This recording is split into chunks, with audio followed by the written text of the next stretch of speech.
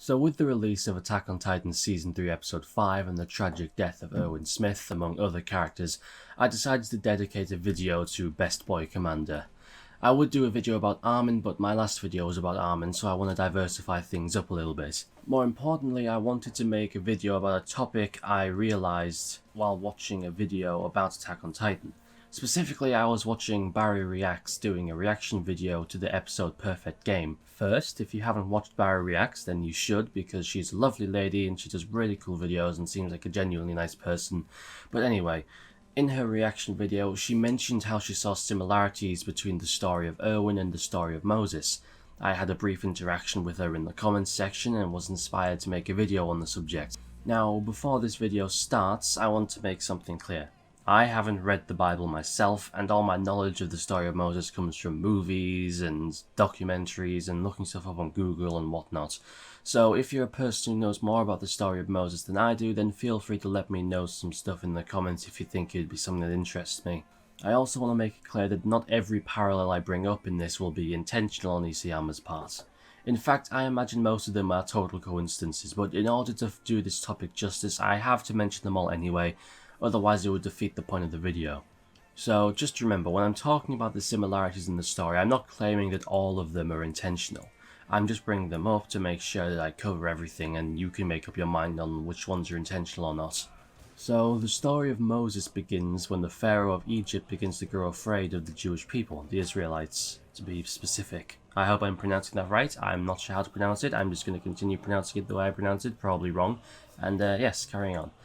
He feared that the Israelites would take over and that he would lose power, and so he oppressed them and made them into slaves. And in the end, ordered to have all Israelite baby boys killed. In a similar manner, Erwin's story begins with the rulers of the walls beginning to fear their own people. The nobles of the walls feared that the people would learn too much, that they would begin figuring out the truth of the world, and as such the nobles would lose their power. 仕方がない。あまり強引に突っ込めば逆に知らなかったことを教えることになりかねん。いや、知っているかいないかではない。知ろうとしたこと、それで十分だ。人類憲章にのっとって処理すればいい。これまでそうしてきたようにな。And so they chose to keep the people oppressed like slaves or animals in a cage, killing anyone who figured out too much or begins to ask the wrong questions. In the biblical story, it was this oppression which ultimately led to the beginning of Moses' story. In order to save him from being killed under the Pharaoh's orders, Moses' mother put him in a basket in the river and entrusted his fate to God.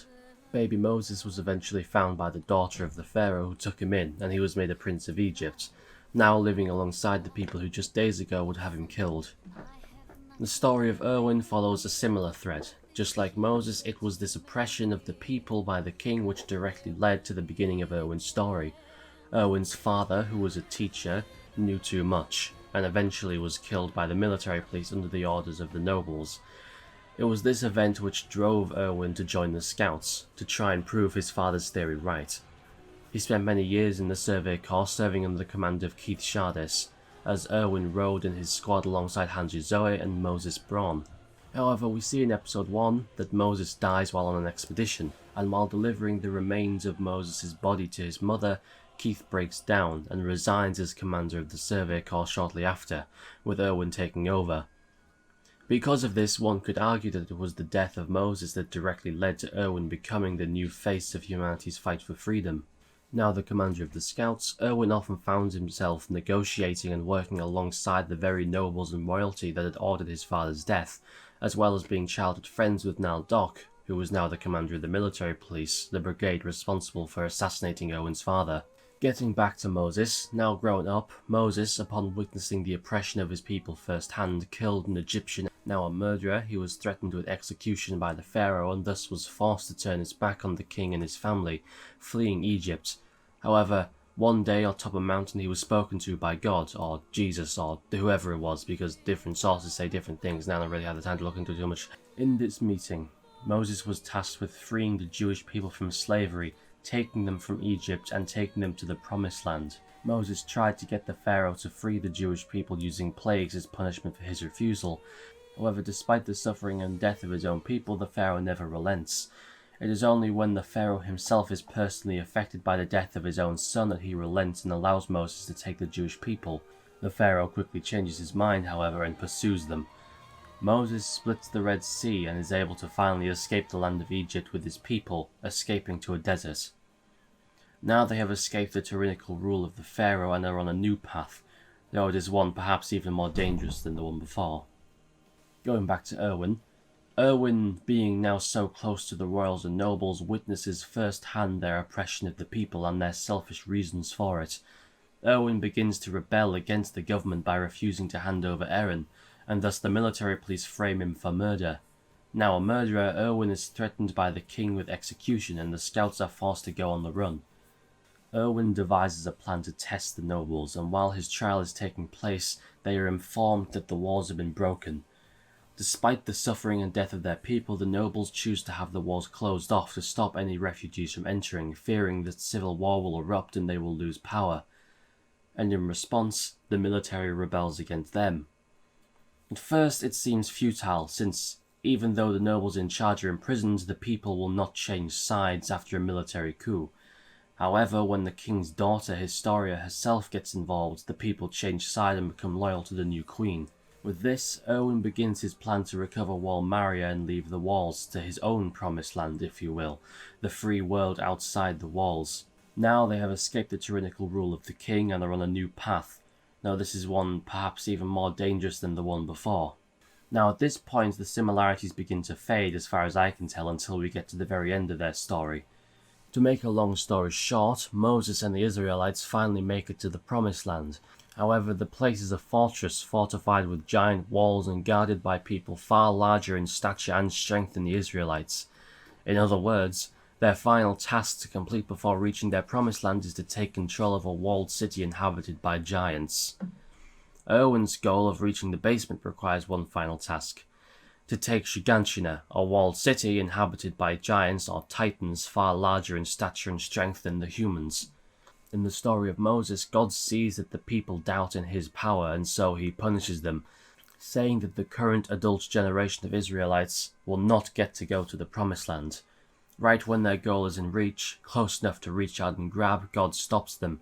He punishes them by making them wander the wilderness for 40 years, with the adult generation of Israelites dying off, leaving only the next generation, who were all below the age of 20 when the journey started, to reach the promised land in their place. And Moses himself dies just a stone's throw away from the promised land, finally dying of old age before ever being able to reach the promised land he searched for. Erwin, similarly, upon reaching Shiganshina and being just a stone's throw away from the basement, is trapped by the beast Titan along with the rest of his scouts, and is forced to choose between abandoning the scouts to achieve his dream and staying with them for the sake of humanity but never achieving his dream.